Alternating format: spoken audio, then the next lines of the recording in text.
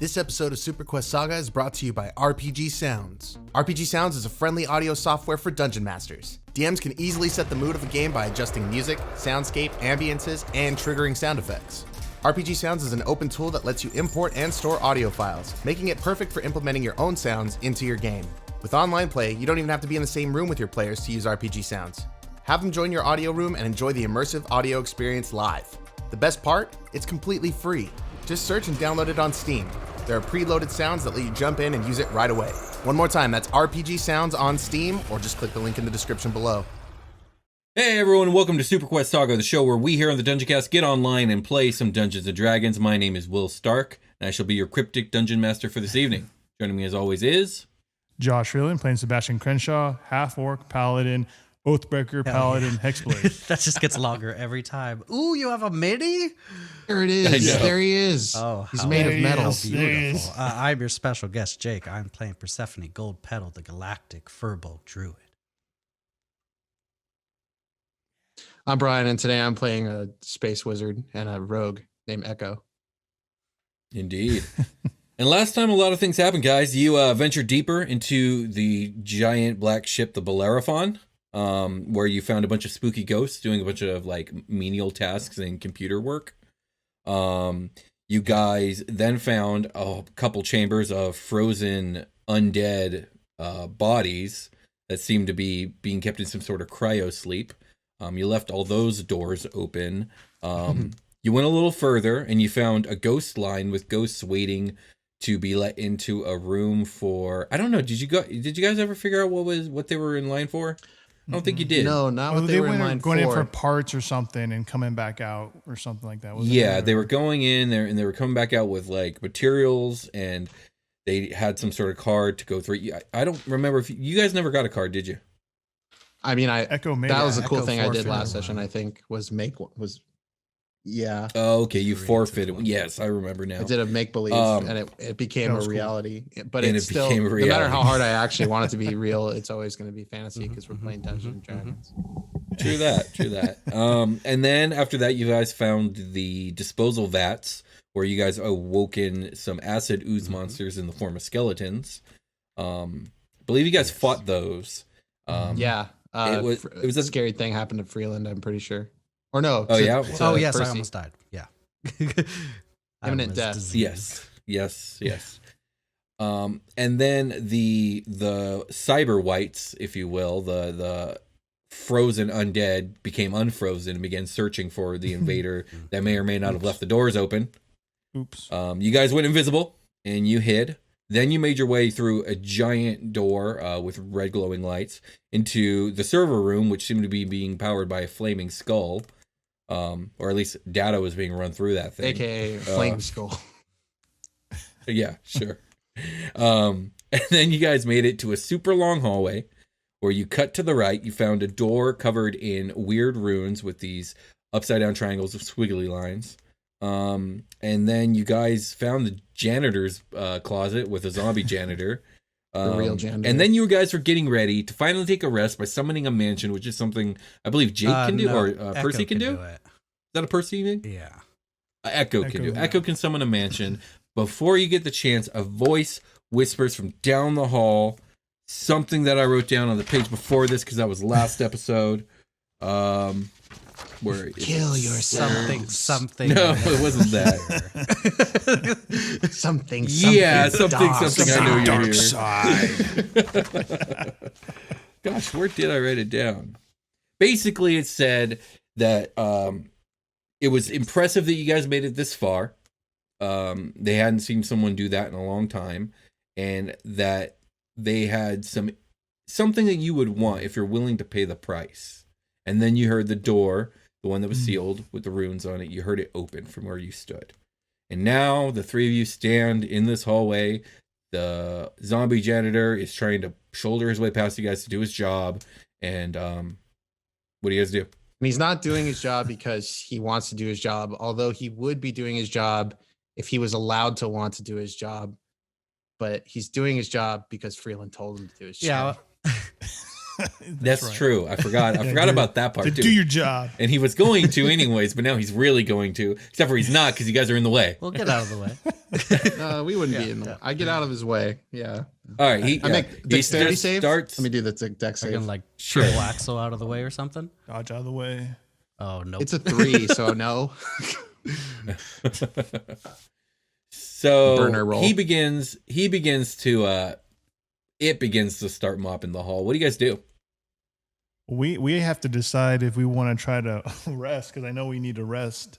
The thing is, like, if we rest, is that door going to shut and we lose our chance to get through it? I don't know. Or if it's like hey, the door's open, come in whenever you want. I'm pretty sure we are essentially forced to rest because of Percy's condition. What's I Percy's used a lot of condition? hit dice. I'm pretty wounded, and then I have like no spell slots. I think I have 2 5th level, and I think all of my 1st, and that's it. Okay, for sure. I mean, you're definitely near full rest territory, but I found the word. So this is what was said, guys. You seek the Soul Eater, no doubt, fools and gamblers, ye of mortal blood, the scent of it fills the air. Come attend me, the near ancient, the knower of secrets. I may share them with you, should price be paid, should demands be met, should sacrifice be given. And then the door opens. What do we think, boys? Do we want to do we think it's safe to rest here, or do we hazard the press on? I thought we decided to rest for sure because I did the spell. I did a private sanctum. I think we did the spell before that happened. You did the spell, but I thought I interrupted you before you did the spell. Oh, I think so. Okay. Was that it? Let's just call it that. I thought then. So. I vote we rest. Let's do it. She's obviously. Really, man? You guys are ballsy. Door opens, voice from the sky says, "I know you're there," and you guys decide to rest. She can't get it. You guys do what you want. She can't get in my house. You don't know it's a she. By the way, the voice was male. He can't get in my house. Yeah, we don't super as far know as that. you know. And also, they said they were ancient and all knowing, and they could wait 8 hours to kill us. I think it's okay. Personally speaking. I love it, Jake. I like your logic. Oh, that's hilarious. They said so I say let's sleep really and hope that maybe Echo. We could do like a watch. You could go to sleep first since you only need 4 hours. How long is this rest going to last? I actually have to calculate this out now because things will happen. I mean, we need 8 hours mechanically, and my house lasts for 24. Okay, so you need 8. So you're going to be at least 8. Okay. At least 12 because Echo needs 4. So if Echo goes to sleep first, and either me and Sebastian stay up, or one of us stays up, and the other one goes to sleep, and then Echo will wake up. Yeah. If you do like a watch so cycle, I think at the saying. very least it has to be 12 hours in order for everybody to get a full rest. Mechanically speaking, right? Do future elves rest in 4 hours, or is that not a thing anymore? Okay. I think it is 4 for them. Yeah. Oh, future elves, and yes, it's 4. Yeah, I didn't know if that changed. I get to make that mechanically in 5e. That's elves can. No, it would be identical. It hasn't changed. Oh, the horns they ring for our sleep. Yeah. I've been putting a noise gate on you that makes the horns kind of not. Oh, so people are just hearing us comment on the horns and they're not hearing shit. Yeah, people just think we're crazy. What is he talking about? They make it. For those of you who don't know, when we say the things. horns, there's a loud fucking train where Jake records that like echoes through all of our headphones. It sounds ominous as all hell. So we call it the horns of Nero. Well, they've heard it before, but I've been trying to get everything better. Yeah, always improve. So I've asked some people who I know who listen to the show. They have no fucking idea what we're talking about. I definitely. So I just want to throw it out there. Slowly, like going mad from the. I can't believe there's going to be people. I like it. I can't believe there's people out there that have just been hearing us say that randomly for and just fucking long. Just letting us do it. Okay, all right. So 12 hours. Are we deciding on doing a cycle here? I say yes. Because I do believe you should read your trance, Echo, because it might not work the way you think it works. It sounds like someone else thinks it works a certain way and not me, but that's true. But you meditate for 4 hours and you get 8 hours worth of rest. Yeah, but there's stuff like you could do stuff like. I go into a meditative trance. Like I can't really do much. Like I don't think I can. I'm alert somewhat. Like I could just do the watch myself the entire time, I think. Yeah, that's what I was alluding to. You should be fully alert and capable of even doing small tasks like reading the whole time or whatever. I don't think. Let me find it. Features, right? It'll be a feature for my race. Because I thought it was like you like recount like old battles or like you like replay old memories and shit. How about I read it? Go for it. You don't need to sleep, but meditate semi-consciously for 4 hours a day. While meditating, you can dream after a fashion. Such dreams are actually mental exercises that have become reflexive through years of practice. After resting this way, you gain the same benefit that a human does from 8 hours of sleep. So I think I am not even really alert for the 4 hours. Okay. I thought you were, but okay. Yeah, this is a... So you want you guys probably want the 12 hours then. I think so. That's what we're going to need if all of us get a rest.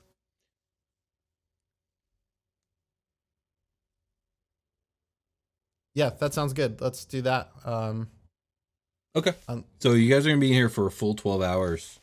I mean, like, are we all on board? I haven't heard Freeland say anything for a while. I'm told. I mean, we need to rest because we need to heal up and we need to get our stuff back. But at the same time, I'm not sure what's going to happen because the door's open now. So it's like I have to choose what. I don't know. Do we go through the door and then try to find somewhere else to pop out this mansion? So at least we get through the door first. Yeah, you can pop out the mansion like anywhere. It's really, extremely true. So. Yeah, if we want to go through the door first. So get through the door, 20 feet in, mansion. I don't know. I'm just worried that the door's going to close and we're having a bitch of a time trying to get back through. There is that's my concern. There is some like fortification here that I get to choose. It's like I can choose any or all of the following. Like people can't teleport in, they can't do planar travel, they can't do divination on us. They can't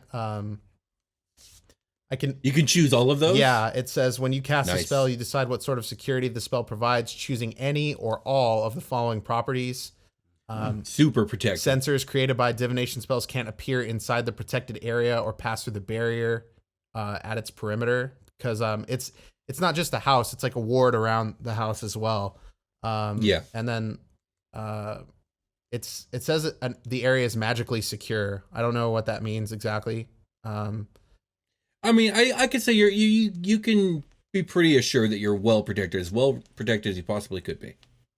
Yeah, I basically just like need to fill an area with enough space for us to like have beds and sleep.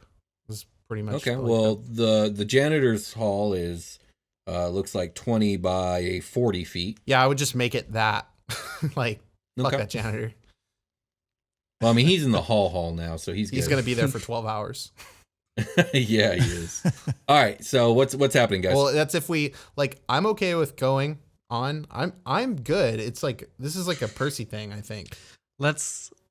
Yeah. I mean, I'm okay to keep on going as long as we rest soon. Bad, so. Like, I don't imagine we're gonna open this door and the lich is gonna be on the other side of the door.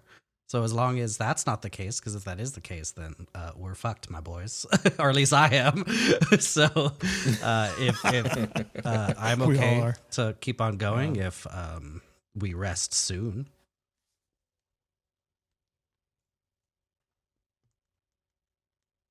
Yeah, because I mean, I understand what you're saying, Freeland. Like, we don't know how long this person is gonna have the door open. So yeah, I mean, by all means. Yeah. If Percy goes down, it's not like we don't have health potions on us. Sure. Like you probably won't die. Like we can administer medicine to you.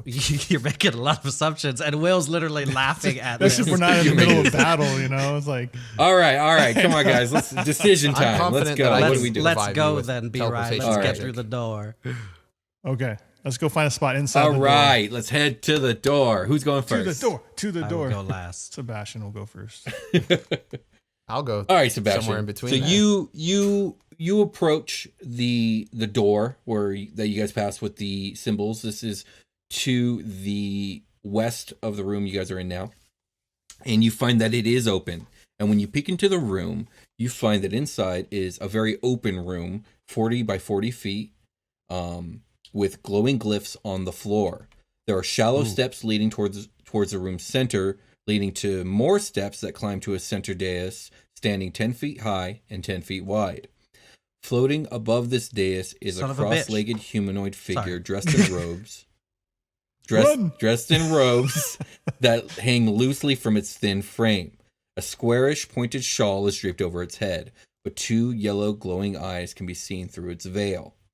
Glowing geometrical shapes and symbols seem to appear and disappear around the figure, but every once in a while the figure reaches out with its hands and manipulates one before it disappears. And I want you to also make a perception check. Shit. I think I know who this is.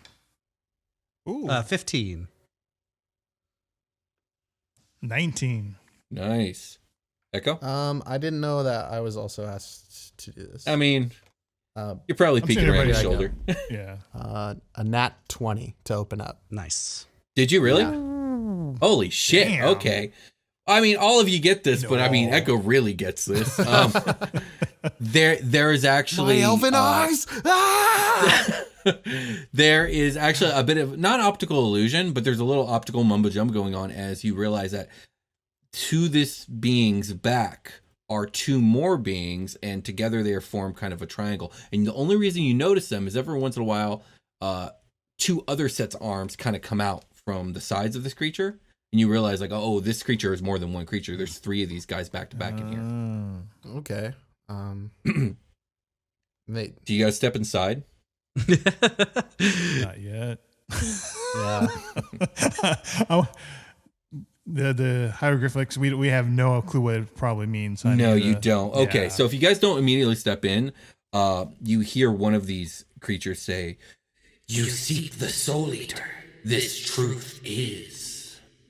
Please, come in," says another voice. I send Jonk. You send Jonk enters the room. I want him to walk across the floor. He walks across the floor. Does he smell anything weird?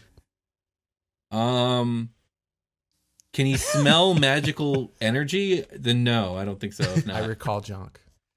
Okay. Sebastian starts I walking. don't think the floor is booby trapped unless it is a weight thing. We'll find out right now. Like, was that sufficient to make that assumption? I don't know. Did Jonk see if the floor was booby trapped? Like, I wanted to see him to set up. I mean, he didn't trigger any booby trap. Like, he wasn't. Like, he didn't. No, he doesn't think the room's booby trapped. He didn't trigger a booby trap. Okay, cool. Yeah. Sebastian has already entered the room at this point. Right, that's fine. Yep. You may call us the Meijin. To who do we owe the pleasure? Sebastian Crenshaw. Half-orc paladin. Oathbreaker Paladin. Half-orc paladin, Oathbreaker, Hexblade. Oh man, it's great. Yeah, I'll get in there and I'll be like, hey, what's up? I'm Echo. Yeah, I'll follow. I'm Percy. Hi.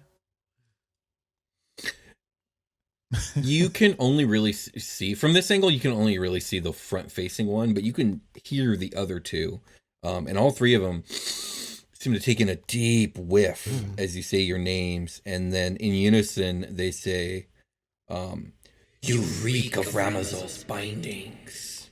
And then one of them in the back says, "It is well I disabled the security alert system ahead of your approach." Oh, you're helping us? Thank you. I want to ask like what like why, but I want to do it like daintily. okay. Like why go? Yeah, I guess like why go through the trouble of doing so for the likes of us? We serve here, not of our own will. Yes, we serve a different power. What might that be? One of them answers, The High Prince of Interitus, he of decay and mire. Would we have any idea who the heck that is? Give me a religion check. Sebastian with All of us? advantage. All of you, but Sebastian with advantage. I'm so smart. Religion is based off of my Good thing for the advantage. I got an 18 on that. Oh, On the nice. second roll. A 17. Oh, I'm sorry, a 19 total. Ooh. Nice. I rolled a 2. What do you got, Percy? Okay, Percy has no idea. Yeah, Percy has and one it's the god. galaxy. Yeah. So Yeah. Sebastian and Echo, you guys probably don't remember out of character, but in character, when you guys were in the Palace of Caboros, you guys entered the banquet hall and there was a huge mural on the ceiling with all this different artwork and words and infernal shit you don't understand. Sebastian, you took a photo of that. I did. And we're just gonna do a pretend flashback where at some point you guys followed up on that information, and you got to remember that there are 4 different planets in the Void Harrow, each with their own different archduke. He said the High Prince of Interitus. Interitus is one of the other of the 4 planets. Oh, gotcha. Yeah, we probably both have some base knowledge about the Void Harrow in general now. Yeah. Yeah. Okay. Will we know what the relationship between Ramazol and the other Yeah, they chill. entity would be? Are they cool with each you other? guys Or rolled high. I mean, there is a unity to the 4 hells, if you will, but they're also their own independent kind of functioning thing. Okay. Different kinds of fiends come from different kinds of places, and there seems to be like almost a categorical theme to each planet. Oh, Okay, I will ask, how do you find yourself in, would it be proper to refer to him as the prince? High Prince? The prince. Oh, the High Prince. Yeah, you could call him the prince, or I would call him the High Prince to be safe. How do you find yourselves in the servitude of the High Prince, while also maintaining your stature here?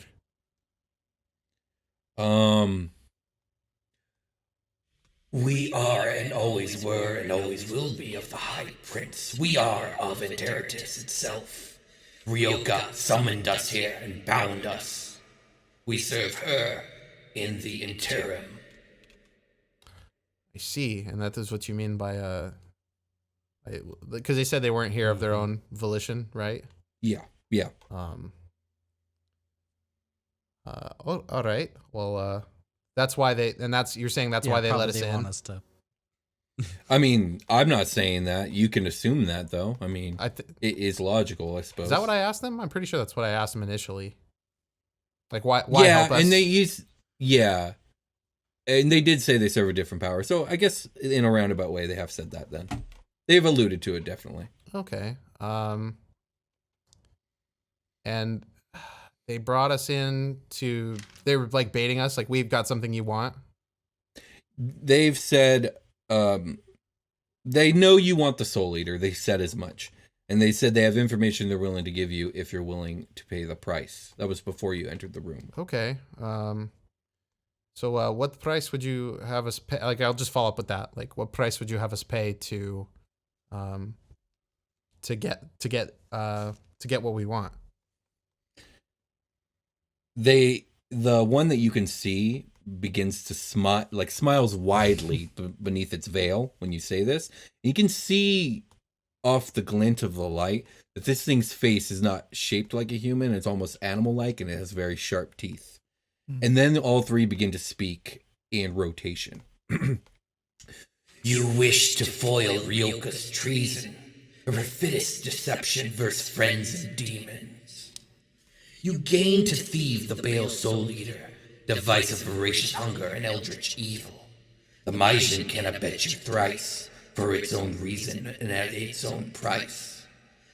From one we take its deepest secret, something luscious, something piquant. From one we take a dark emotion, something vile, something loathsome. From one we take sweet recollection, a single moment of precious affection. Would you agree to our request? Perhaps. I wish to know how you do not know we are not here to simply destroy Ryoka and not reclaim the Soul Eater necessarily. They say mortals are always tempted by power, and there are few things as powerful as the Soul Eater. Yes, but that doesn't exactly answer my question. How is it that you came upon your information? How do you know it is correct? We are the Meijin. No other explanation is necessary. So we know they divined things. It. Yeah. Sounds like magic, you guys. This entire time I just see Jake just shaking his head like, nope, nope, no. Me and also Percy is not, guys. I don't know. We already sold our. We already sold our soul to one demon archduke person. I don't want to be indebted to another one. This is a straight up trade. This isn't an indenture. It is a straight up trade. We don't know what they're going to take. They're going to take your memory. They're going to take your memory of your fondest moment. They're going to take Sebastian's urge to kill. And they're going to take, what was the third thing they're going to take from me? Let me see here. The three things they asked for is a deepest secret, a darkest emotion, and a sweet recollection. Yeah, that's like a dart at each of us. I just got those memories of my mom back. I don't want to lose those. It's been one fucking episode. All right. Someone else can give the damn memory. Come on, man. Oh my god. Yeah, but who has a secret besides either you Echo? or Sebastian? We don't know. I don't know. You got to think about it. Yeah, is there something we're willing to trade out here for, because if they can give us information for me to cast locate object, we could do. I mean, do we even need to make this bargain in the first place? We can just continue to go through the ship and not sell our souls again. I understand this is a What if we just want it to be clear? Yes, there's no soul selling. I am equating so that. far. Yeah, so far. It feels bad. We don't need to do this, but I will ask. What if we should decline? Should you decline to make the deal, you will find your endeavors to be near impossible. Why? Well, not without slaying the queen herself. You kind of get extra brownie points if we do that. So, well, I don't. Yeah, that's true. I mean, you are talking about finding a lich in her lair. I know. I got it. Yeah. Yes. The layer thing's important. That's fair. Just want you guys out to of character. that. Yes. What do you guys think? You guys, this is a team. You know how I feel about it. Echo, Sebastian. I just feel like how Echo always feels about this stuff. It's like this hell shit, giving up, doing this Ramazal contract and dealing with these entities. I'm pretty sure I'm cool with doing certain things with them to achieve the goal because we're so interlaced with it already. When I joined on board, you guys were already popping off with the hell shit. So it's true. It was the first thing you knew about you guys. Yeah, I'm just this is the jam, and I totally understand. Echo totally gets why Sebastian is doing this. It's not the path that he would take, but here he finds himself. So this is the way. Is to we are here. We are in the Lich's lair. I'm standing next to Ramazal's guy. He's not here to hurt me. We're working together. He seems like a cool dude. I knew what his game was before the Ramazal thing. Yeah. At this point, I get who Sebastian is. Echo understands who Sebastian is, and I'm just we both want the same thing at the end. Right. But when we get there, I've been thinking when we get there, I don't know what Echo and Sebastian are going to do about each other. I like this perspective. Yeah, like once Thank you, Brian. once we accomplish the goal, I don't know what's gonna happen to our relationship, but like until that point, I'm good with this type of shit. Like I'm fine. Like I don't see myself like ends justify the means for now. Yeah, like we haven't done like I haven't done anything fucking. I'm standing by and watching. Like there's that. Yeah. Okay. So basically, Echo's saying yay. What do you got on this, Sebastian? Sebastian's down for it. Of course, Sebastian is. He's like, hey, you know, and I've already done all this other crap, so yeah. Is it clear which thing is going to be taken from which person, or is that up to us? It's up to you guys. Okay. So Percy, I'll take the good memory. Don't worry, I won't take your memory of your mom. Yeah, but we away. don't even I'll take know. that. We So don't know you what need the us- other things will do. Also, like we're making assumptions. well, one is a dark emotion dark that you keep inside of you, emotion. something loathsome. So like, does Percy harbor like something like that, like the urge to your animalistic urges to like kill? Do you have something like that inside of you? It has to be legitimately your actual darkest emotion, like something that you don't like about yourself or don't. Yeah, I want feel about like yourself. That sounds not so bad. Like they're gonna take that away, you know, like one of your just rewrite one of your flaws to be nothing. yeah, I don't know because a lot of it was revolving around her mom, but then with the unlocking of the memory, I think she's kind of healing in a certain way. So I don't know if that would apply to her anymore. And then the other thing was what was the middle one? Not the loathsome emotion or the memory. A dark The deepest secret. No, deepest secret. Which again, there's not a lot of secrets that she has anymore. So the only thing to take from me would be the good memory. Well, It doesn't have to be that one memory. It didn't say your sweetest memory. Just it said a sweet memory. and look, like you're always like you're always gonna have in your list of bullshit. Something's always gonna be at the bottom. So if the old like loathsome emotion isn't that you had in mind isn't there anymore, something else is. And are you I'll willing do to the give memory. that up? Fuck it. It's fine. Why? Okay. Freela just Well, told just you because he would do it. I don't have anything. I can't think of any of the other two things that would apply to her. There's no secret. Like she has told you guys everything about her life. Like even, and then like Percy the is a only pretty thing open that book. would apply to her, Yeah. I think, would be the Yeah, but sweet I think memory. that I disagree. Like I think every single person has like a loathsome emotion inside of them somewhere. Sure. So you could just give them that if you want, I guess. But it's up to like I don't care. It's pretty clear that I'm supposed to give the secret. I'm pretty sure. Like I mean, I literally had no idea who was going to do what. I didn't do this with any Yeah, intent. I think it's us. like I could figure Sorry, go ahead. like I could figure something out with any of them really if I wanted to. Same.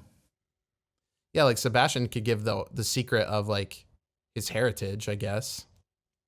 That's not really his deepest secret, though. Yeah, what I don't know what would He be. kind of tells everybody. Yeah, is it like He's got Forsaken on his face. I have this sick club. I'm not supposed to show this to people. My dad was kind of an asshole. He didn't tell a lot of people. Mm-hmm. Percy, what do you want of these three to give? The only, I guess maybe just because I don't have anything else in mind, the memory thing is the only thing that is sticking out. Like I can't think of a. Okay.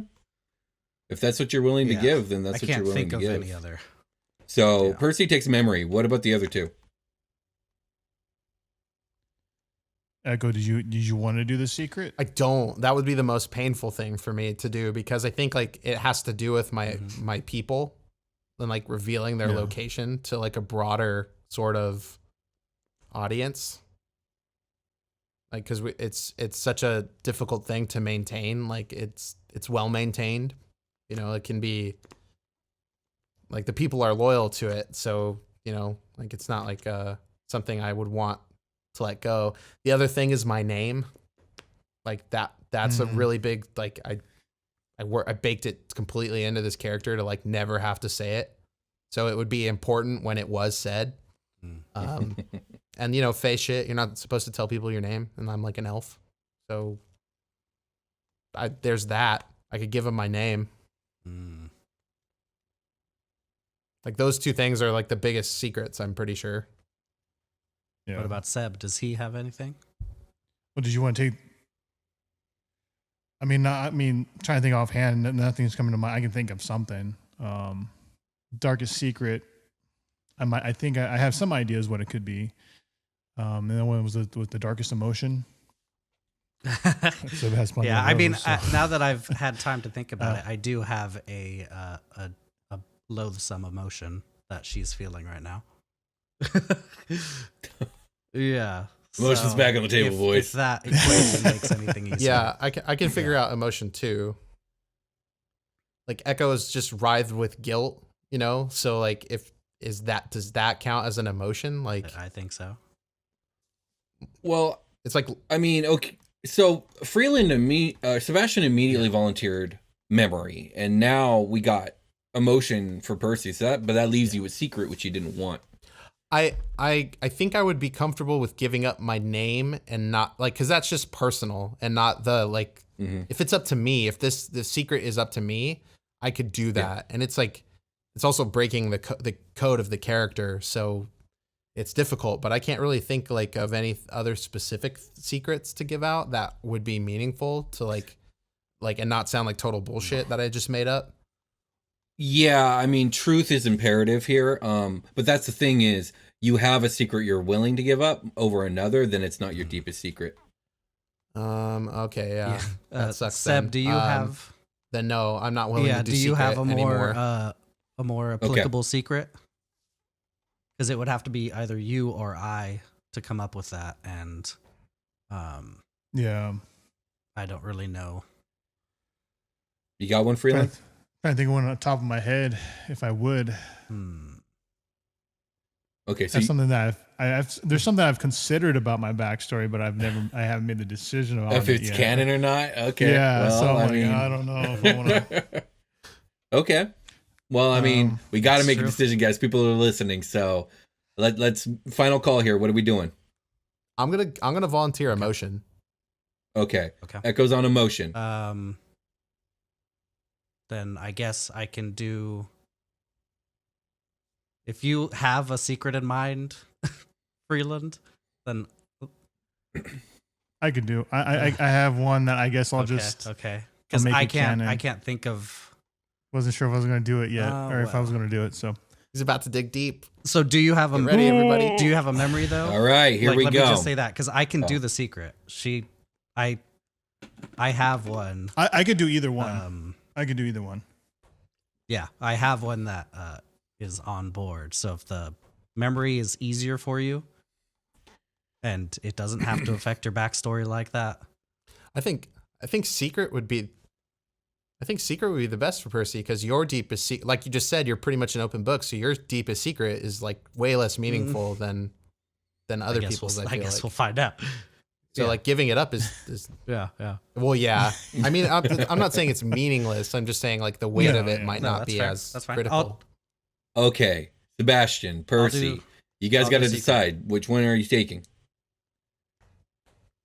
Okay, Percy's on secret, Echoes on emotion, and that memory leaves for Sebastian. Huh? Memory for Sebastian. Okay, Sebastian. So the Meijin speak up as you guys. They can feel you guys have deliberated somehow, and one of them says, "Probably hear us." Yes, we're huddling up. First, we'll take the deepest secret. Okay, what does that mean? Do I have to tell you guys? Yeah. So step forward, Percy. The Meijin gestures for you to step forward. Why does this feel like Wizard of Oz style? So this isn't like Don't pay attention to the man behind the curtain. Yeah, exactly. Don't pay attention to the dude with the microphone behind these three weird magical beasts. All right, I Percy, guess what do you she'll do? step forward, and if she has to speak it out loud, this is gonna make the rest of this real awkward, guys. Okay. Yep, you do. She'll just say, One time at band camp. "You're fucking ridiculous." She'll say, "I am worried about what all of what my relationship will be like with Sebastian if he continues down this path and continues to enforce Ramazal's will. I feel like it's like a direct affront to everything I stand for, and I'm trying to be real cool about it, but I don't I don't know how long that's gonna last. And she'll just this is amazing. I'm so happy. And she'll just turn and look at Sebastian and look down. What? Okay, so I want to talk about some emotions. My heart. Some emotions here. Obviously, I feel like there's a little bit of shame and reluctance here, but like, what's the overall feeling that Percy's having at this point? Definitely shame, because she doesn't want to. Like, obviously, this is a friendship and a relationship she doesn't just want to give up on. So, it's not like she's gonna let him go easy. And like, I feel like she's gonna be there to be the counter to these shitty decisions that he keeps on making.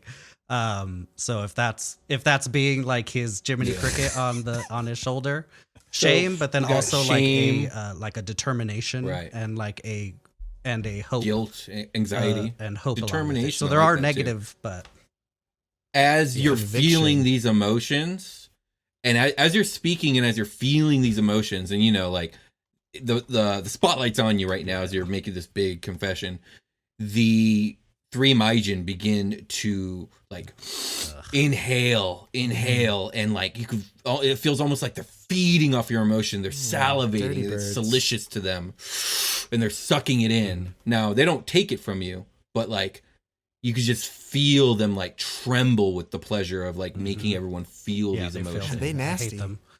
Yeah, and now that's out in the open, and you guys have to deal with that. Before anyone else can say anything, the Majin speak up again. Next, we'll take the dark emotion. Okay, what is that supposed to look like here? They gesture for you to come forward. And I mean, I imagined a confessional. If you can think of a different way to express if I had this to emotion. fucking say that out loud in front of everybody, you do too.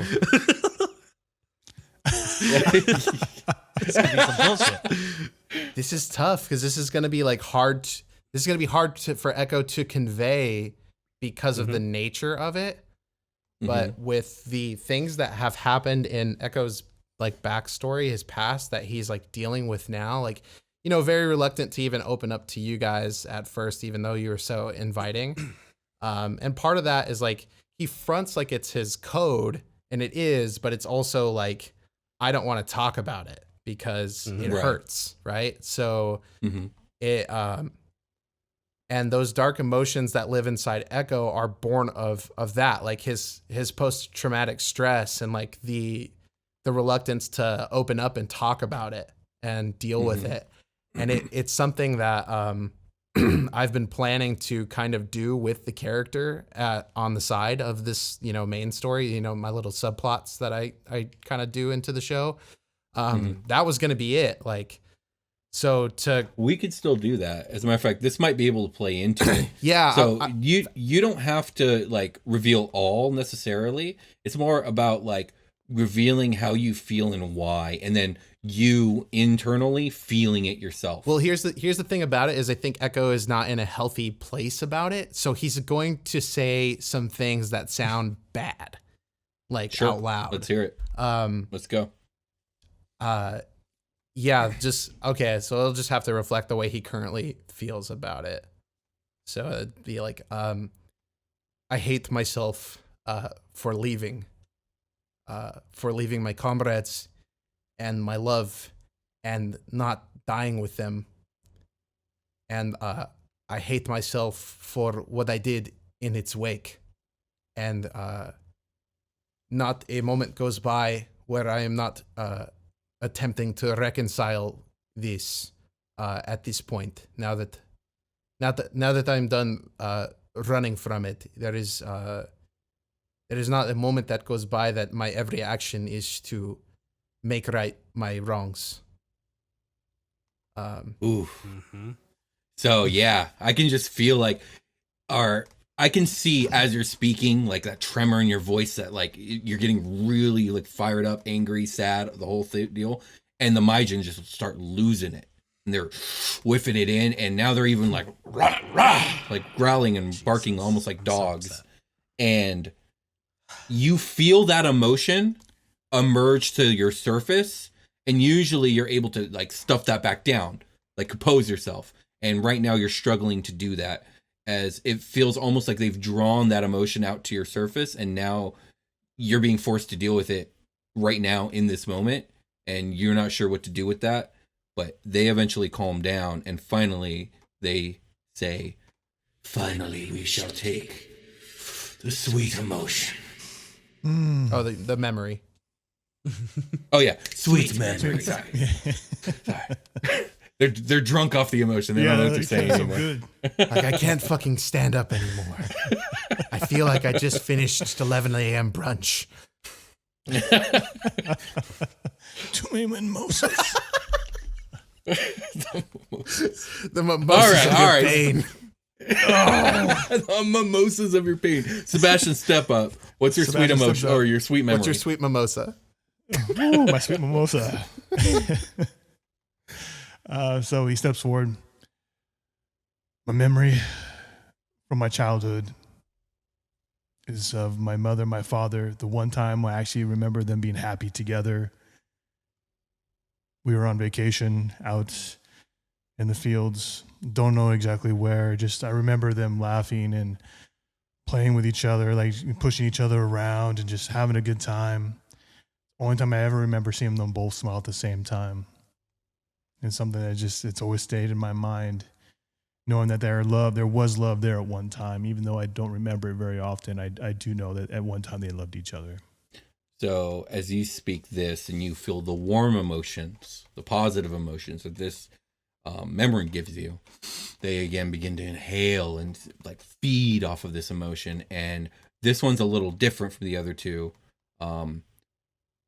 Percy had to make an admission of shame and guilt that like now is out in the open. Echo had to bring emotions to the forefront that now he's going to struggle keeping down even worse than he did before. But for you, for this, they siphon away this warm, fuzzy emotion, and you don't lose the memory. The memory stays intact, but it almost fades to a black and white. And like now you're thinking of this memory and you don't feel the way you used to feel. It feels like an empty memory now. They have drained this memory of its emotion from you. God damn. I'm feeling all kinds of ways. And I know. And they whiff it in and they tremble for a moment. Fucking and then perverts. they compose themselves and they say, "The device is shielded by forlorn souls, former companions the Lich Queen holds. The princess weeps for her lost song. The child sleeps though her dreams are gone. Last there are the warriors too, whose blazing emblems have been removed." And the front Majin waves his hand and he says, "You must coax a piece of their souls into these." and 3 spherical clear orbs appear with gemstones suspended in their center, and they float towards you, one to each of you. I snatch it out of the air. And then they say, you must coax a piece of their souls into these, then return here to forge the key. The princess you'll find down the way. The other two, we cannot say. What? Okay. Can't say or won't say. Though we know many things, not all is privy to us. Ryoka does not allow us to see beyond this level. Right on. Is it cool if we go to sleep here? The Meijin say Here you will be safe. That I promise. Oh. This isn't anything like personal towards you guys. You're not the only ones on the ship, though. So I cast my house. Yeah, that's fine. Be warned, adventurers. The Bellerophon will remain in this sector of space for only 16 more hours. Oh shit.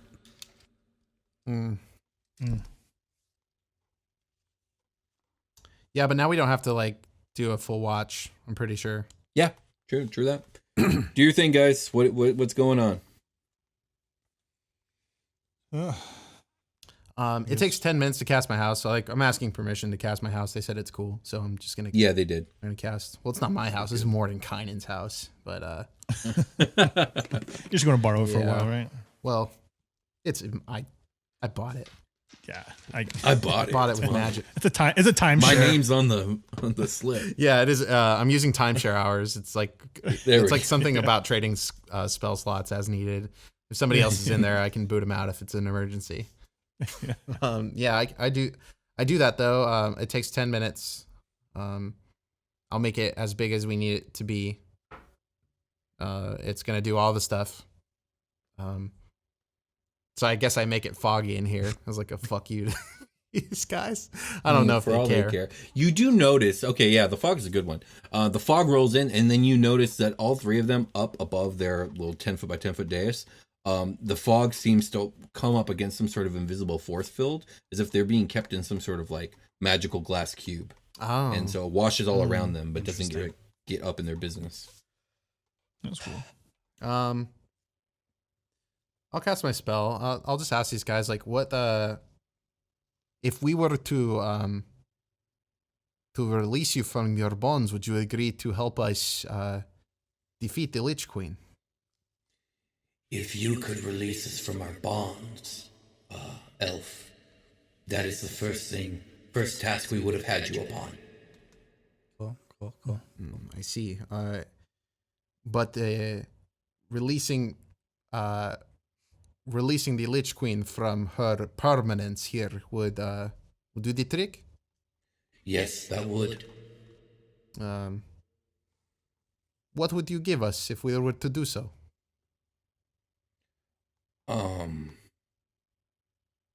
By taking the Soul Eater, you will achieve this goal in the long run. Oh, so they're not. They're like, you're gonna do it anyway, so fuck off. Basically. All right. Later. I go in my house. What's your house look like? I leave the door open. It's only big enough to right now it looks like a studio apartment. And so it's just like an open floor plan with a kitchen that looks identical to the set, a kitchen and a workbench identical to the setup on the Starling. Oh, nice. So like some work closets and stuff like that. A full kitchen. Wait, the Starling has a full kitchen? It's pretty small. Maybe I said the wrong thing by full kitchen, but yeah, it has a functioning kitchen. Like I live on it. It's kind of like an RV. Yeah, like it. Kitchenette. It's got the. It's badass. It's got the flight deck and it has a lower deck with like a kitchenette. Like, but it's nice. It's very functional. I could do like full meals there. You know. Nice. No, like I guess I would have a dishwashing appliance, like, because this is fucking the future or whatever. I can just put the plates back where they normally go and they would self clean or some shit like that. Sure. So yeah, just like basically an imitation of the Starling, but with 3 beds. I think I can only make it as big as like the space we're in, so it's only ever as big as I need to make it. You can make it 20 by 40 without impeding on the Meijin. Yeah, the area is a cube that can be as small as 5 feet, as large to 100 feet on each side. Is this Okay. Mordenkainen's magnificent mansion? Is that what this is? No, this is private sanctum. I got you. I don't know if I can cast Magnificent Mansion. I can see that we were confusing which one is which because Scanlan and all that. I just right? didn't know which one it was, but if you have a house and it'll suit our purposes. Okay, so house is summoned. I take it you guys go in. How long are you guys resting for? For 8 hours. I think. Okay, 8 hours it is. So 8 hours will pass by unimpeded. Anything you guys want to do in that time besides sleep? Question for you regarding the magic items I just got from my arm, the Needler and Supernova. Yeah. Because we based that off the two different wands, and at the wand state that at dawn you can recharge.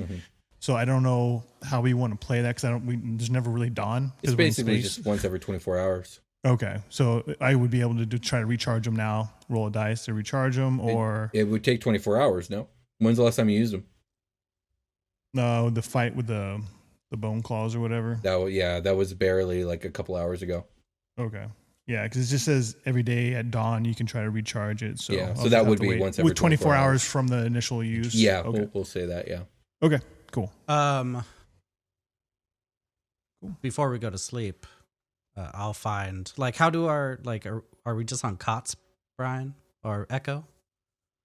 How is it? I imagine we're not on in our own rooms kind of thing, right? Like you said, it was an open.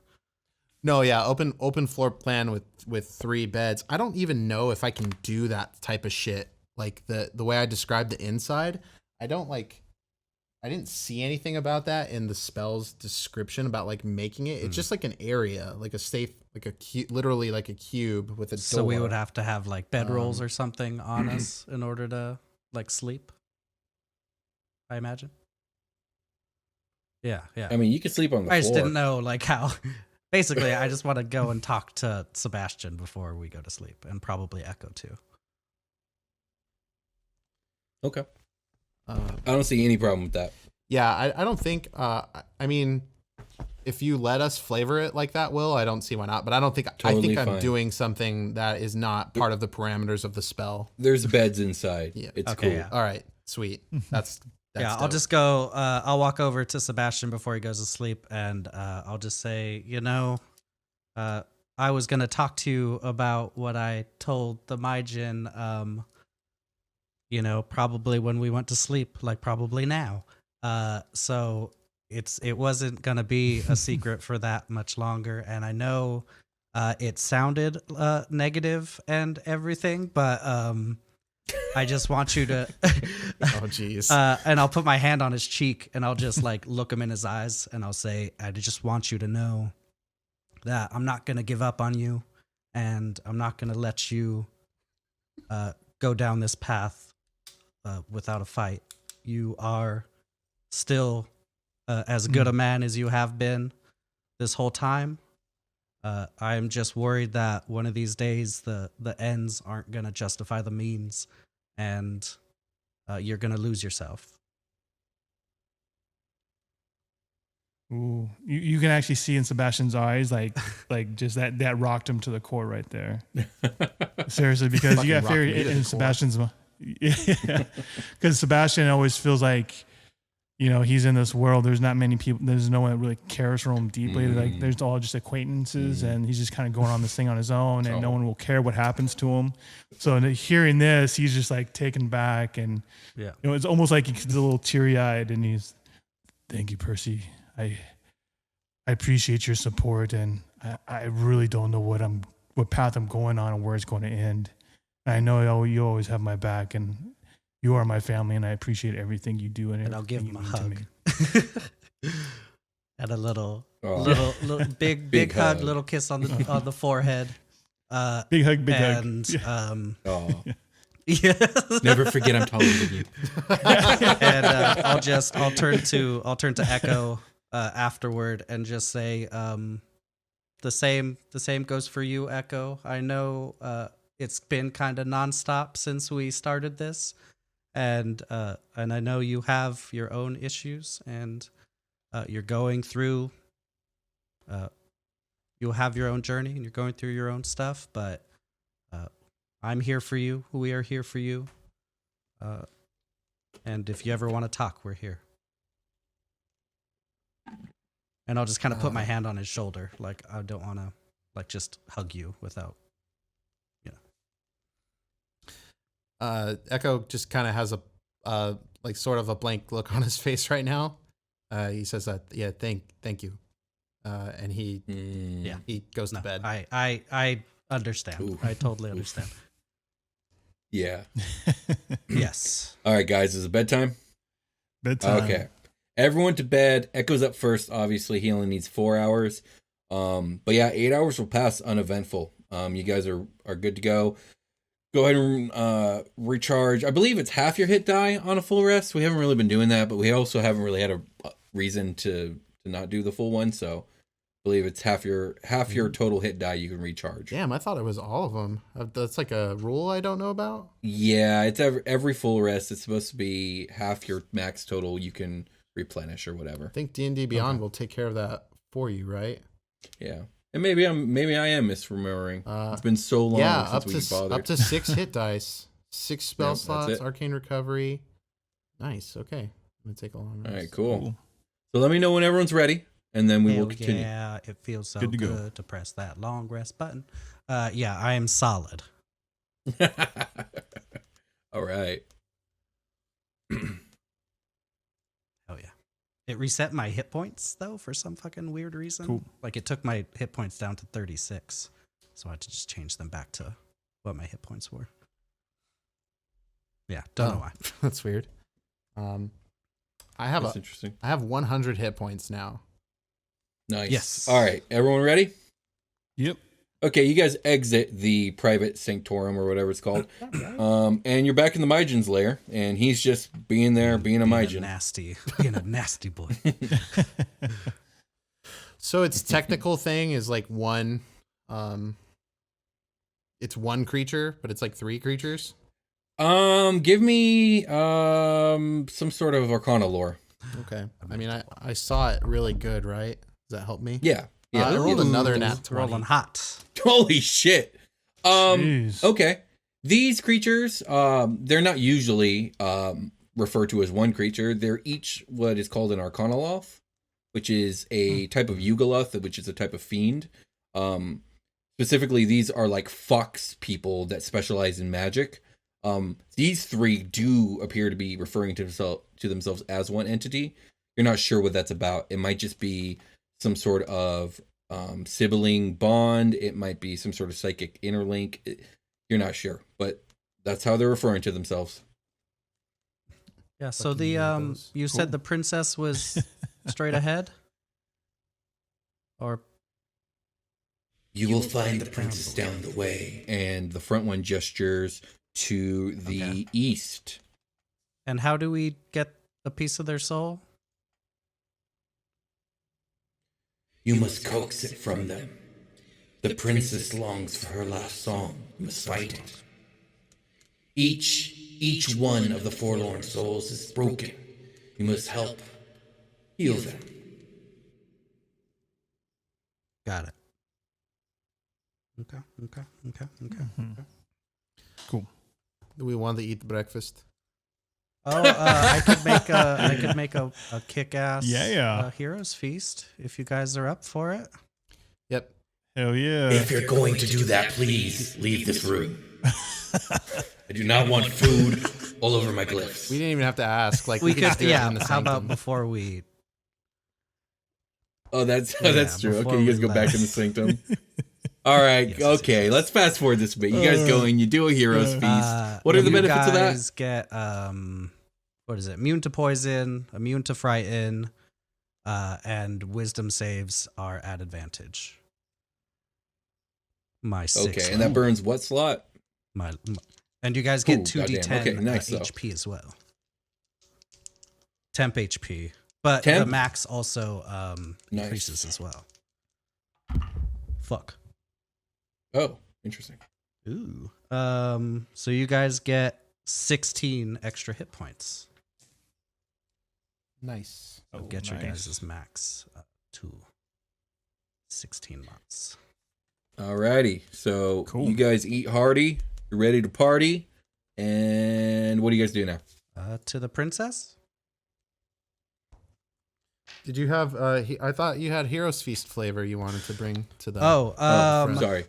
No, I didn't look up any goddamn dishes. The next time I'll have a cornucopia of beautiful dishes ready, but just a bunch of meat for Sebastian, and then some Arcadian delicacies for Echo, and then some nice veggies for myself, and also like meat, but not so like Seb got like a fucking turkey leg, like a big ass medieval times kind of turkey leg. Hell yeah. Mine was like more like prepared and stuff. Yeah. Okay, for sure. All right, now what do you guys do? So they gestured down the hallway. You guys ventured like from where you guys are now, 10, 20, 30, 40, 50 feet down the hall, and there was the janitor's closet on the right, but you could go another 30 feet, and the hallway seemed to hang so left if you're from looking there. at roll 20, is it this way you're talking about that we would go? Oh, this way. East. So you're going to go, okay. I don't know if you can so see back this way was to our right as we exit. Yeah. Seb, it looks like you just marched down the hallway. Is that how it goes? Yep. Okay. Yeah, Seb will take lead. Now I gotta go back because where did I write this down? You guys were supposed to have found this first, but that's not how it played out. So room 88. Never does. Okay.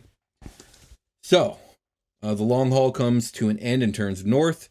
Here it extends 20 more feet before ending in a large, heavy metal door, obviously meant for staying closed rather than for opening. There is a glass porthole in its center. Do you gaze through it? Yes. Gazing through the porthole reveals a long steel catwalk lined by a railing. On the other side of the railing are countless tubes and wires, all converging into a machine at the catwalk's end. Whatever this machine is, it is encased in smooth metal, and integrated into its face is the form of a young humanoid woman. She's only visible from the waist up, and her arms and lower half all seem to be integrated with the machine. A hulking metal visor sits over her head, obstructing the forehead and eyes. The long purple hair cascades around her face and down to the floor. The tattered remnants of a colorful robe adorn her body, which is further covered by a white shawl. Interesting. Hey guys, you gotta take a look at this. Some steps to the side, and he lets everybody peek a view through the porthole. What do you guys think of this? That's probably our princess, I imagine. Maybe, hopefully. Maybe. Let's do it. Let's try to open this door, see if we can get in there. All right, so Seb's going to try to see if he can open the door. Pretty sure it's probably locked or whatever, but he's it's definitely locked. It's got one of those like bank vault kind of turny things, but like no matter what you're doing, it's not unlocking. It's not budging. And you feel like there's some sort of digital means of unlocking it. Okay. But you don't see anything obvious like to hack into. There's not like an obvious like computer module attached to the door or to the side. So you can, feel free to do investigation checks if you guys want. Yeah, let's do that. Nope. Oh. 12. Oh, that's a 15. Okay, 15. I'll give it to you. Sebastian, you do see that there is like a panel that could be popped out and open on the left-hand wall to the door. Okay. Yeah, I'll see if I can pop it open. Okay, you pop it open and you see behind there that there is some, how do I explain it? I guess not computer controls, but like, yeah, I guess there is a computer interface there meant to be hidden, and it's digitally locked. It would require some sort of hacking to get into it. Looks like we got to hack into this bad boy. Hey, Echo, what do you think? You think you might be able to get into this? Yeah, probably. I could use computer on it. Okay, go for it. Give me a good use computer check. I'll try to give you a good one. Okay. Per your request. 16. That's pretty good. Yeah, you end up being able to bypass the digital lock and get to the interface on the computer, and from there it's actually just as easy as saying disengage lock. Disengage lock. Okay, and you guys hear a and now and now the vault wheel will turn. All right, I will turn the wheel. Okay. It takes some effort, but you get it going, and you slowly release it with like a grinding whine, and finally it loosens completely up, and you're able to pull the door open. Okay. And pull it open. So you guys can now enter the room if you wish. Guys, want to go on in? You ready for this? All right, so Seb will go ahead and enter the room. Okay. So you enter the room. Nothing happens. What do you do? It's rather cold in here. Brr. It's to keep the ghost, fresh. chill. Yeah. Yeah. Can we inspect her? Just kind of. Sure. What are you trying to inspect her for? Because like she's just hooked up, right? You said she was like hooked up to a machine with like a visor over her face. Yeah, and you can only see her from the waist up, and quite frankly, you can only see her from the waist up and then from the elbow up. And then everything above the nose is also like, so she's like 60% hooked into this machine. Like Cyborg when he's in that bad bad turn of Dark Side events timeline. Yeah. I have no idea. Because we need to talk to her. Probably. Can yeah. I try to talk to her. Okay, what do you say? Hey. No response. Hey. Are you good? Like, are you good? I think we have to disconnect her from the machine. I don't know what that's gonna do though. I try to reach out for her visor slowly.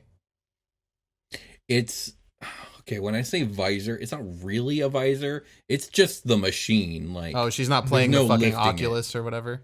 No, okay. It's not like, yeah. It's she's integrated.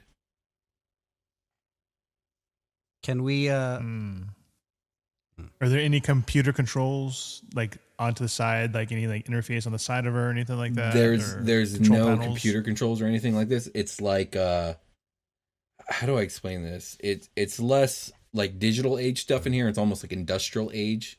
Gotcha. And it looks crazy, just the amount of tubes and wires coming out of her. We need a piece of her soul. Yeah, the Meijin said you have to coax a piece of her soul. He said all of the forlorn souls are broken and they need to be helped along healing. Specifically for the princess, he said the princess weeps for her lost son.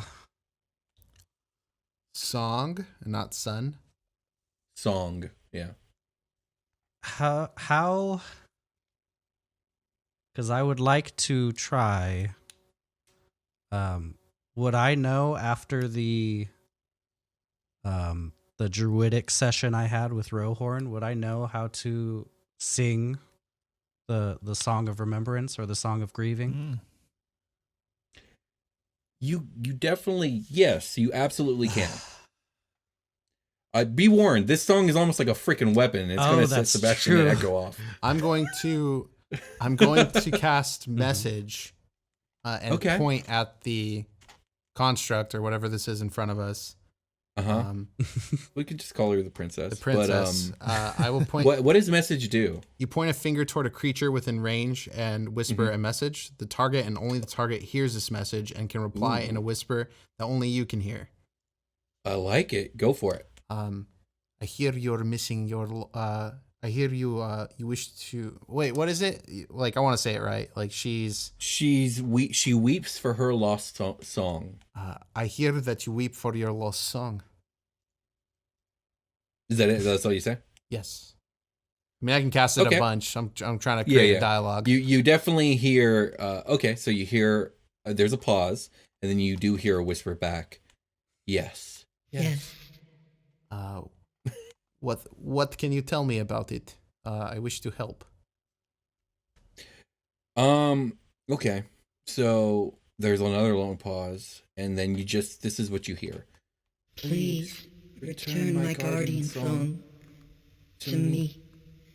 She tricked us. That wretched woman. It is Ryoka of whom whom you speak. How can I retrieve it? At this point, you just hear, my song. My song. Return it to me.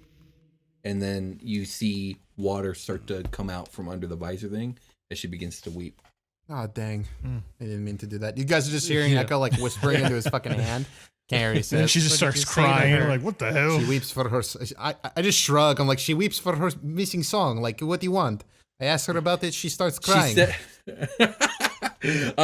You did get like Guardian song out of it. Guardian. Yeah, I'll say that. I'll say that language. Guardian song. She doesn't.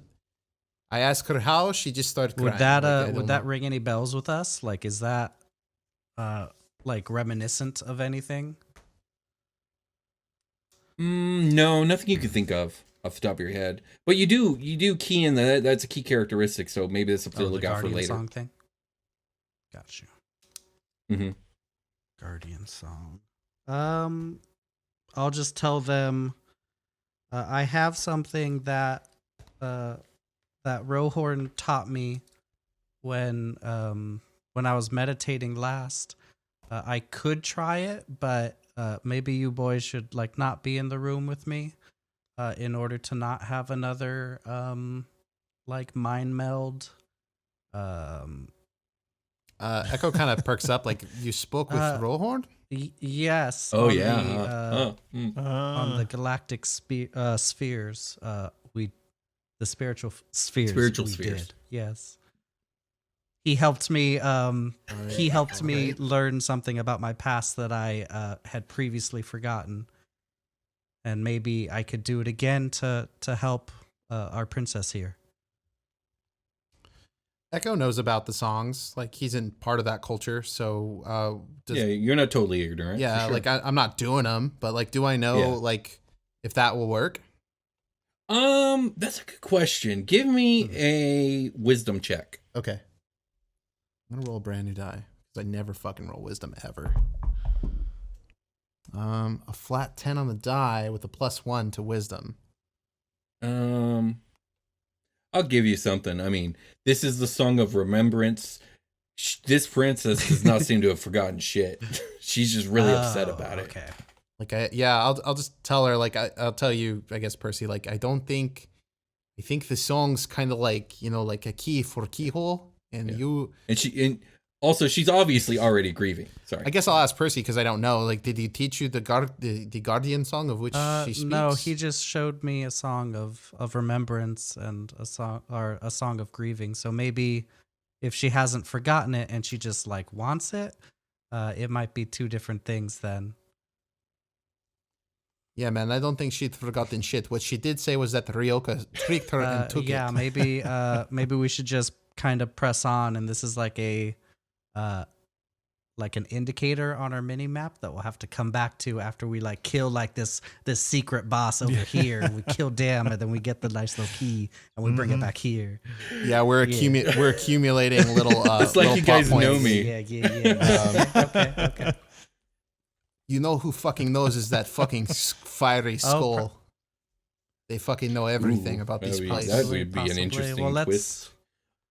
Or turn of events, I should say. What? Okay, so what do you guys do? Let's move on to try to find whatever has this song in it. Yeah, I'm thinking Ryoka like Ursula the shit out of this chick to take it from her with some like dark pact magic of some kind. Could be. All right, so you guys, if you guys go back out into this long hallway, you guys did not explore at all to the west, I believe. You guys can't see, but you guys essentially came. Okay, yeah, you guys essentially came from right here, in the center of this hallway. You came from the north, where the Flame Skull server room and shit were, and the ghosts. Oh yeah, and you guys got totally breathing acid gas. That was hilarious. I guess, but you guys did not go this way. I want to go that last way to the west. Okay, you're gonna go all the way to the west. Yep. The hallway stretches. As a matter of fact, good old Stinky the zombie is about right here on the far west. You guys have to pass him up as he's mopping away. I'll tap him on the shoulder and say, "Good job, good job." So let me see. 91. So all the way at the end of this long hallway, it finally takes a 90-degree turn to the south, where you find a doorway that actually opens upon approach. Oh, okay. I pressed to digitate a fuck ton of confetti on the floor next to the zombie. I'm sorry. The zombie's mopping, yeah, and then the zombie looks down, and the zombie puts the mop down, and then he seems to be walking back to get some other tool from his thing to deal with the confetti. Sorry, I'm not Carter Huttenberg anymore. Echo doesn't do that. So the door opens. Sebastian, do you enter the room? I will slowly into the room and see if I can kind of peek in to see what's going on. Are you trying to be stealthy? Yeah. Give me a stealth check. That is a 12. Okay. So, I mean, you're doing pretty good, actually. But yeah, you peek your head in, and you notice that this room is essentially the very bottom of a spiral staircase that seems to wrap upwards. You can't tell because your vision's kind of blocked. Okay. And you just know it goes up. Looks like we have to go up now. Got staircase up in here. I do the up. Before we go, let me just cast this pass without a trace before we go. On all of us. So for the next hour, we have plus 10 on stealth. Cool. Plus 10. Just nice. Are you sure? Yeah, why not? Second. What level spell is that? Because you can hang on to it until we need it. I just didn't want to blow our cover before we. I mean, it's up to you. Before we started. I haven't I'm not getting vibes that we need to right now. We're not until we see something, because the timer starts ticking on that, and it seems to go pretty quick. Goes by quick when we're walking around this shit. Fine, I'll wait. Yeah, I was thinking maybe we could just treat it like the invisibility too. Just wait until we need to pop it off, because it seems like we're able to move through the dungeon pretty easily until we see creatures, and then it's that, or leave a door open, and which summons creatures that will see us. Let's do it. Okay, so you guys begin climbing the stairs, and you go up about 50 feet before it ends, and you guys find another doorway that opens upon approach, and it's up to you guys if you want to go in or not. I think we got no choice here. Well, I'll slowly go in through the door. Okay, I'm going to take control of your guys' tokens for a second, so everyone stop moving, please. We were going up the staircase. I know what you're doing. So you guys will find yourself here now. Okay, so let me explain this. This is a large open lobby with 2 elevator doors on the northern wall. The stairs behind you descend back to the third, or to a level of which I will not discern the number of, even though you probably overheard me. The entire south wall is a glass window, 40 feet wide and 20 feet tall. Outside is the great inky void of space. Looking down from the window is the ominous sight of the ship graveyard, now disturbed by the Bellerophon's feeding. The eastern wall has a large door. Do you guys approach it? Yes. Yeah. Oh, by the way, for this level, I figured out how to get doors to be shut, and I just have to have my dynamic lighting layer on so that I can open and shut them for you. Okay, cool. Oh, cool. So you won't be able to see beyond doors anymore. The door opens automatically. And let me see here. Beyond here, you guys see a hallway that moves from north to south. But you guys are facing to the east, so you can't really see much beyond unless you start gazing around the corner. I gaze around the corner. Yeah. Okay. Peek and so go ahead. You guys can move your token. When you say stuff like that, you can move your token. Peek and sneak. So around the corner, you see that the hall stretches another 30 feet to the south before making a 90-degree angle to the right, which is to the east. And then north? Woo! I go over there. Oh, it doesn't. Okay, yeah. North is just a dead end, or? Yeah, the north is a dead end. It's south and then east. Yeah, the north is a dead end, yeah. I go there. So now an extremely long hall stretches before you. from west to east. Let me see. This is 10, 20, 30, 40, 50, 60, 70, 80, 90 feet long. You guys can only see 60 feet ahead, but you do see that there is a door 30 feet ahead of you on the north wall. And then there's another door near the end of the hall to the north wall. And then the hall itself on the eastern side ends in another door. And all doors are closed right now. Ooh. Do all three doors look similar? Like, yes. Or are they? Okay. They all look identical. Hmm. I go to the first door and I try to open it. The first door has a very obvious button to press to open. I press the button. Press the button and the door opens. I look in. I send my boy inside. My good lizard boy, Jonk. Okay. You send Jonk inside. Inside this room is a large computer bank. There are essentially computer consoles and desks that line the entire walls and with very large monitors. There's computers in there, guys. And that's it? Pretty much. Anything we might be able to get information out of? I go inside. Okay. When you enter, all the lights kind of turn on. And you see that all the computers have power to them. Hell yeah, it's fucking lit in here. I try to glean information from the computers without doing something obviously terrible. Give me a use computer check. 9. That's not too good. No, I suck at these computers. Every fucking use computer roll I do on like actual computers that aren't locks is bad. Okay. I'll jump on and see if I can. Okay, Echo's struggling, anything, but go ahead, Sebastian. Oh no. That's an 8. My voice. Okay, so at this point with the two of you, let's see, 1, 2, 3, 4, 5. I'm gonna roll a d6 and see what the fuck happens. What do you guys accidentally fucking do? The 6 will be a reroll. 4. 1, 2, 3, 4. Hey. Lucky for you, nothing happens. You guys find yourself like you accidentally opened up a menu with a language you don't understand, and it's got 2 options, and you managed to click the option that was already highlighted, and nothing happened. Ooh. Yeah, let's. I don't trust these computers. Okay. Because that's scary.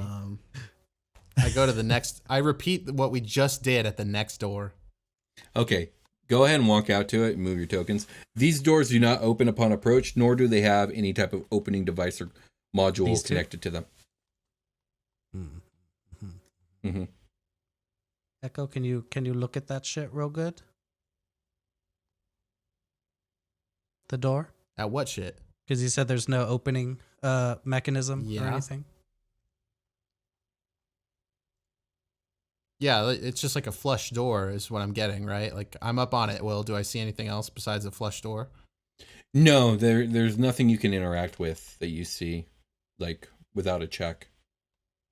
What kind of like some perception here, or like what do you need from me? If you want to investigate, go ahead. Oh yeah, I'll investigate the area.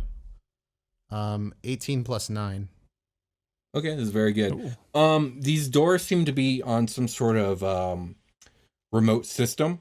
There's no way to open them without either a security card that you can scan on the door itself, or doing some sort of what's the word I'm looking for? Systems override or changing of what's the word? What I'm looking for? Not options, changing of modes, I guess. Yeah. I whip out my sick ass security card that I made that I haven't used yet. That wasn't a security card. That was a materials card. You copied someone else's card, right? Yeah. Yeah, that was a materials card. Yeah, I didn't know that. I know. So that's it doesn't must work. be what those computers were for. I can try to boost one of you guys up to maybe give it another shot in that computer room. Yeah. I remember doing a comprehend languages to help me do computers good here. Oh, you did now, did you? Has it been an hour since we woke up? Since you woke up, no. Okay. Then it's on already because I probably just spend my additional 4 hours casting ritual spells like Find Familiar and Comprehend Languages. Okay. Well, I mean, okay. That means that all the stuff that just happened wouldn't have happened. Yeah. Oh. Because you guys would have been able to read the thing, and that was the excuse I used for your bad computer checks. Okay, I cast Comprehend Languages. Okay. Back in the room. And we go back in now. Yeah. All right. You can now understand the strange infernal runes that everything seems to be in. And like the Matrix. It's pretty obvious that not again. Without like security clearance, you can't really get into any of the higher end things these computers do, but you do have open access to the door system and the light system of this level. And the door system has 3 options: clearance access only, which it's currently on, automatic operation, which is another one, or complete lockdown. And then the light system is currently disengaged, and you can engage the light system on the level if you want to. I do it. You engage the light system? I think so, yeah. Well, maybe should I convene with my friends? You did it.